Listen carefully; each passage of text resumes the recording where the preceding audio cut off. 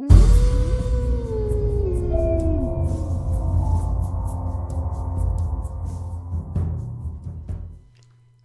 fairy finders and fairy seekers. Welcome to FaerieQuest and part 2 of Attracting Fairies. The first thing I want to cover is kind of going back to part 1 where I talked about children. And some of you might have thought at that point, it's like, but fairies and children kind of go together, right? Well, yes, they do. But if your child builds a sanctuary of their own for the fairies will be willing to go to that sanctuary to play with the child or children and use your sanctuary for the rest that was intended. So your children are going to see the fairies anyway, more so than you are. So this works out beautifully for the fairies, for you, and for the children. So in part 2 here of Attracting Fairies, we are going to be discussing indoor sanctuaries. In other words, ones that you have created within your home. And the 3 that we will be covering will be vacation spot or spa, a permanent home, or a traveler's overnight accommodation. Now, all of these do require some type of responsibility, hostess responsibility, either daily, weekly. It would depend on what you're doing exactly. And those host and hostess responsibilities will be covered in another video in this mini series. But keep in mind that these are not obviously the only 3 things that you could do within your home. If you have another idea, go with the flow, listen to the videos, because you might end up hearing something that you had not thought of. So let's get started with the first one, the vacation spot or spa. None of these are going to be very detailed, and they will also be kind of similar. So with the vacation spot or spa, first thing you want to do is think about a place perhaps that you would like to go and maybe model what you're planning to build on that location. You need to decide how many fairies that you would like to have stay at any one given time, keeping in mind that the more that come, the more responsibility that you have to keep up on things. So within your home, since it is a vacation spot and since it is a spa type situation, you won't want to put it in a busy room, such as a living room where the family might gather to watch television, or in a dining room wherever you eat your food, especially if you have 10 kids and there's a lot of laughter and fun at dinner time. That is not the place for a vacation spot or spa. Maybe you have a spare room, and that spare room might be perfect as long as you don't have boxes stacked up to the ceiling, where as a vacation spot, if you think about yourself, you wouldn't want to look out the window and see boxes stacked up to the ceiling, right? So something that, you could at least designate part of the room for, that you could give a decent view. Excuse me. You could also use the basement if the basement has windows. Also, if it does not smell moldy or isn't damp, and you really don't want to have your washer and dryer down there, because that's not a real pleasant sound during a vacation spot or a spa. A lot of don'ts here, right? You could also use an attic, but you want to make sure that the attic is not too hot. Don't want your fairies boiling. They won't want to come and stay for any length of time whatsoever. Once you have a plan in mind and a place in mind, consider also what you place your creation on. You could use an end table. However, an end table might end up being too small, because once you get going, as I said, this is addicting, and you'll keep thinking of things that you want to add to your vacation spot or spa for fairies. So you might consider starting with a longer table. And if you don't have any issue with pets or small children, because you certainly don't want small children having access to things that they can put in their mouth and swallow, small things, and we are talking miniature here. So if you don't have pets or small children to worry about, you could always set it up on like an end or a coffee table. That would be long enough to start with, and to see what you could build from that. And you could always add on to that if you chose. Whatever it is that you are deciding for a building, we'll discuss, as I said, building materials and things like that in another part of this series. But the one thing that you want to also have planned in your mind as you're building the vacation spot and spa is a sign. Now, it's going to be a small sign, but you won't be able to attract fairies if they don't know you exist. So maybe you like to have more than one sign, and to let them know that there is a vacation spot or spa available, maybe the number of people, that kind of thing. So again, this was just a short intro to the indoor vacation spot or spa. Let's move on now to the permanent home. Now, the permanent fairy home is going to be based upon who you would like to attract. Would you like to have a couple? Or is it for singles? Or is it for a family? What type of home would you enjoy having in your home to house the fairies? That's like the biggest consideration there as to what you would end up building.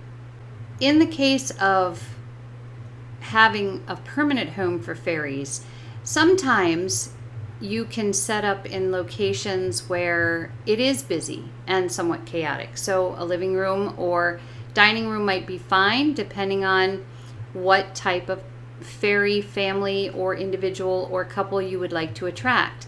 If you are set up in a busy place, you will attract a fairy or fairies that enjoy chaotic living. If you set up in a quiet spot, and again, you can use the spare room, the basement, again, no mildew or dampness, and also the attic, as long as there is air of some sort and it's not too hot. You can use all those spaces as well. But you can also, depending on who you would like to attract, choose other locations in your home as mentioned. So once you determine that, that will kind of decide how large of a home you need to create. If you're going for a family, we're talking, let's say, husband, wife, 5 children. You're obviously going to want to create a home, a permanent home that is large enough for that, as well as a yard and, play equipment, that kind of thing, so that they will feel right at home staying put. Obviously, light is important for growing children. And, you need to remember the fairies aren't going to stay here 24/7, okay? They will go and do their jobs. They will do what they need to do, as any family would. You don't stay locked in your home forever. So keep that in mind, but, all the amenities that you can possibly give them is what is going to make them stay, or encourage them to stay, I should say. You could also, if you wanted to, set up a community for fairies, so that you would have a community of fairies living within your home, and they could grow their own food if you gave them the soil. They could do a lot of things that they do for nature anyway, but they could do that for themselves within your home. And that would be a lot of fun to work with, but you would need separate buildings per family and that kind of thing. So it really does depend on how much room that you have to work with as to what you decide you want to do. Always, no matter what it is you're building on, make sure it is sturdy. We don't want a tippy table. That would be very uncomfortable. And again, as with the spa, a sign. If you have a home for a single, a family, a couple, whatever, put out the sign. Because if they don't know you're there, they will not be coming to see you, or to live, or to visit. The exception to the permanent home lies in the fairy that comes to aid you energetically, as we talked about in part 1.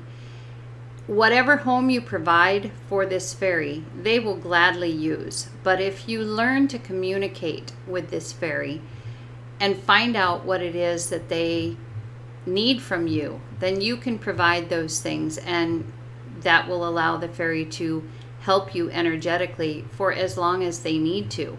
Now, keep in mind that fairy will not stay with you forever. So once they move on, you will have a home that you can allow other fairies to live in. So keep that in mind too. Your space, unless you choose to dismantle the area, the space can always go to someone else.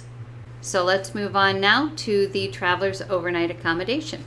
So a traveler's overnight accommodation does require a quiet location, as quiet as you can get it. In other words, if you've ever been to, say, a motel, and you can hear every door slam, and you can hear people yelling through the walls, and you can hear somebody's television blaring through the walls, those are not the most peaceful places. And you would like to give these travelers a great experience so that they come back and they tell their friends.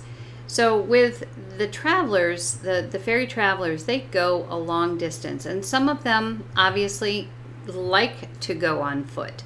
They don't have to, but they like to go on foot. It allows them to explore a lot of different places in a different kind of way.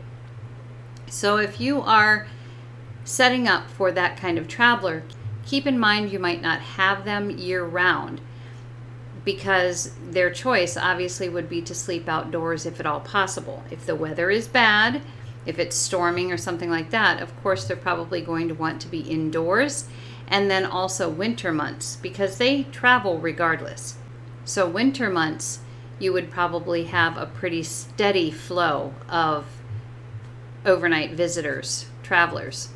So you'd want to make sure that you keep the location that you choose and the building that you create, you keep it fresh, keep it dusted, and make sure that it has everything that it needs for whoever checks in on any given night.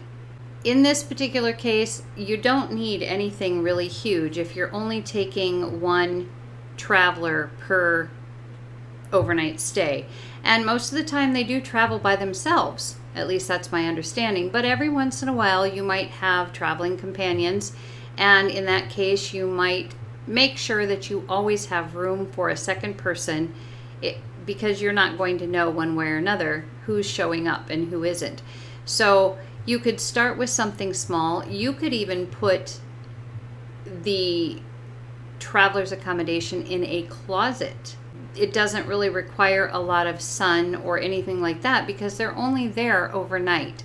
So sun is not required. Lighting would be fine, yes, but it doesn't have to be where there's a window. You could put it in a closet because it's not going to require a lot of space. It just needs to be quiet so that they can actually rest and enjoy their time. If they want to sit and meditate, or they want to sit and write a letter, or whatever they would be doing that they need the quiet for, to be able to think, to be able to plan for their next leg on the trip, that would be what is most important. And you could always set it up where there's lighting enough where there would be a little bit of outside, perhaps say a porch that they could sit on in a rocking chair or something like that, and that would be very sufficient for a traveler's overnight accommodation.